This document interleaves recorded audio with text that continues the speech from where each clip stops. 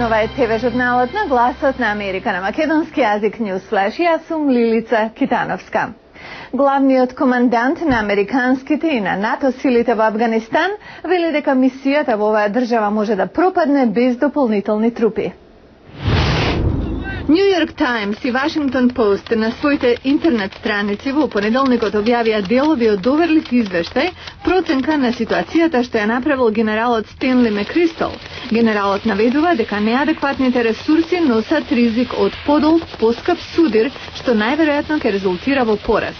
Но тој наведува и дека успехот во Авганистан се уште е остварлив, доколку армиските сили успеат да го спречат подемот на бунтовниците. Тројца афганистанци уапсени во саботата денес ќе се појават пред американски федерален судија поради обвинение дека дале лажни изјави во антитерористичка истрага.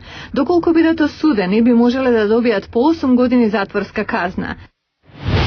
Економијата беше една од многуте прашања за кои председателот Барак Обама се осврна во серијата снимени телевизиски интервјуа за 5 телевизиски мрежи. Обама зборуваше и за истрагата по обвинувањата дека испрашувачи на ЦИА вршеле злоупотреба на притвореници за време на администрацијата на Буш. Председателот рече дека не сака да биде вовлечен во запирање на истрагата и нема интерес да брка вештерки, но потенцира дека законот е закон и мора да се почитува. Годишните Еми награди се оддавање почит за луѓето кои телевизиските програми во државата ги одржуваат релевантни и забавни во индустрија соочена со голема конкуренција од интернет.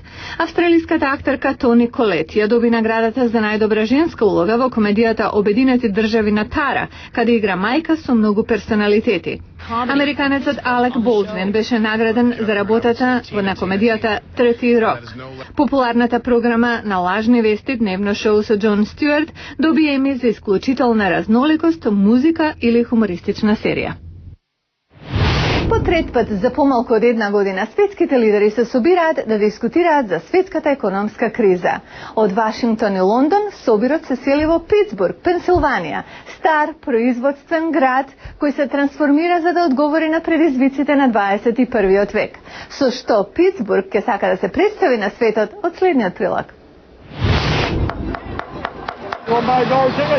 Во дел од градот, познат како Стрип, може да се види богатото културно наследство на Питсбург. Овде Лин Паркинсон ја полни кошницата со сирења од светот и зборува за градот. Луѓето не знаат колку е убав овој град. Ниту преголем, ниту премал. Луѓе и култури од цел свет се овде, исто како оние кои доаѓаат да не видат. Таа вели дека лидерите на групата 20 треба да излезат на прошетка. Се надевам дека ќе дојдат овде да видат како уживаме во различните култури и како можеме заедно да работиме.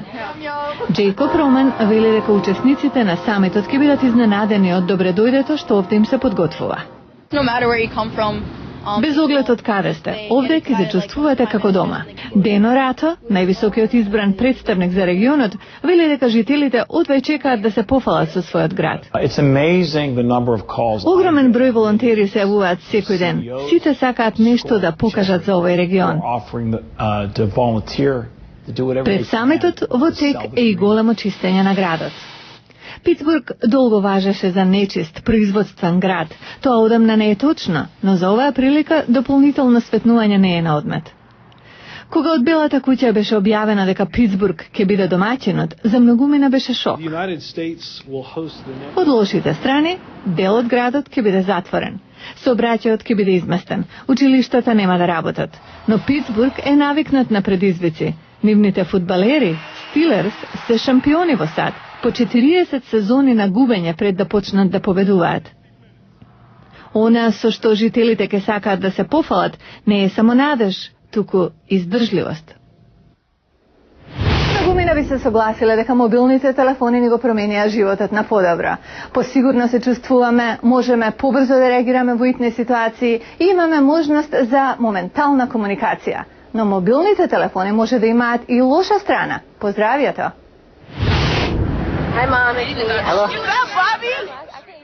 Тие се символи на нашето време. Мобилни телефони од Европа преку Азија до Блискиот Исток ги користат 4 милиарди луѓе во светот.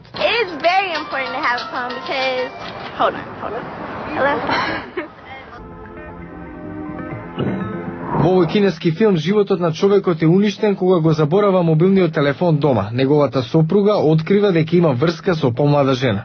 Но во Конгресот деновиве не се расправаше за приватниот живот на луѓето. Меѓународни и американски стручњаци беа поканети да расправаат за тоа дали долготрајна употреба на мобилен телефон може да се поврзе со рак на мозокот, како што покажуваат некои студии. Лекарот Сигал Садецки, советник во Израелското министерство за здравство, вели: I believe that cell phone technology, which has many advantages, is here to stay. Технологијата на мобилни телефони дава многу предности. Не е прашањето дали се користи, туку како. Доктор Линда Ердрих вели: опуштете се. За сега нема докази дека мобилните телефони предизвикуваат рак или други негативни ефекти по здравјето на луѓето. Но искуството на Тереза Григорио покрена прашања. Таа вели дека користела исклучиво мобилен телефон од почетокот на средината на 90-тите. Во 2008 добила лоши вести, дека има тумор на мозок. Користев мобилен телефон 2-3 часа на ден на мојата десна страна, точно на местото каде се наоѓа туморот, вели таа. Лекарите велат, децата особено се ранливи на штетната радијација. Радијацијата подмабоко навлегува во главата на 5-годишник или на 3-годишно дете отколку кај возрасен, вели епидемиологот Девра Ли Дейвис од Универзитетот на Питсбург. Таа праша, дали сме подготвени да сносиме одговорност по мозокот на децата, но дека не откриеме со сигурност дека користењето мобилен телефон не е опасно. Да се избегнат евентуални негативни импликации по здравјето, беше предложено прикачување на телефонот на коланот, а не носење во джебот, користење на слушалки или уште подобро, испраќање текстуални пораки наместо разговарање. За секој случај.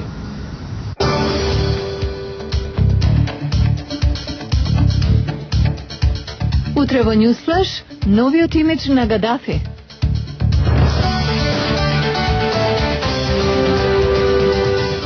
И тоа беше се за оваа емисија Newsflash на Гласот на Америка на македонски јазик.